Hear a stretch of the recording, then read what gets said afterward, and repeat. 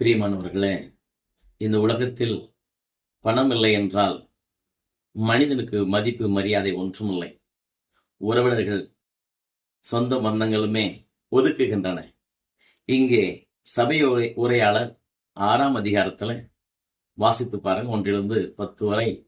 இங்கே சொல்லப்படுகிறது, ஒரு மனிதனுக்கு செல்வங்கள் கோடான கோடி இருந்தாலும், அவன் பல 100 ஆண்டுகள் வாழ்ந்தாலும், 1000 ஆண்டுகளே வாழ்ந்தாலும், 100கணக்கான பிள்ளைகளை பெற்றெடுத்தாலும், அவனிடத்துல நன்மை இல்லாவிட்டால், அவனிடத்துல உண்மை இல்லாவிட்டால், நல்ல குணங்கள் இல்லாவிட்டால், அவன் சாகும்போது அவனிடத்தில் யாரும் வரமாட்டார்கள். அந்த வாழ்க்கை வீண் என்று சொல்லுகிறது. பணம் இருக்கும்போது குணம் இருக்க வேண்டும். குணம் இருக்கும்போது எல்லாரையும் அன்பு செய்ய வேண்டும்.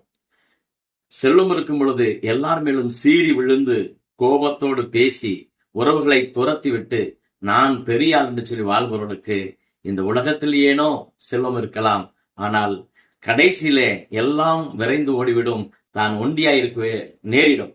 ஆகவே பிரியமானவர்களே, தன் மனைவியோடு மகிழ்ச்சியோடு வாழ வேண்டும், அவர்களை அன்பு செய்ய வேண்டும், பிள்ளைகளோடு பாசத்தோடு இருக்க வேண்டும். எதற்கு எடுத்தாலும் எரிந்து விழுந்து உறவை துரத்தக்கூடாது.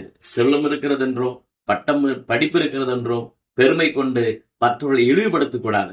எல்லா உறவுகளோடும், எல்லா பிறப்புகளோடும், எல்லா மனிதரோடும் அன்பு கொண்டு பிறரை வாழ வைத்தால் அதுதான் நல்வாழ்வு, அதுதான் பெரிய வாழ்வு. பிறருக்கு உதவி செய்து வாழ்ந்தால் அப்பொழுது மரண வாசல் பேசுவார்கள், இந்த மனிதன் ஐயோ போய்விட்டாரே, அவர் இருந்திருந்தால் அநேக நன்மை செய்வாரே என்று சொல்லும் அளவுக்கு நம்முடைய வாழ்க்கையிலே அநேகரை அருகில் வைத்து அன்பு செய்து உதவி செய்து வாழ்ந்தால் அதுதான் மேலான வாழ்வு, அதுதான் செல்வமான செல்வந்தர் செல்வ வாழ்வு. ஆகவே நாமும் வாழ்நாளிலே இந்த செல்வத்தை சேர்ப்போம். ஆமென்.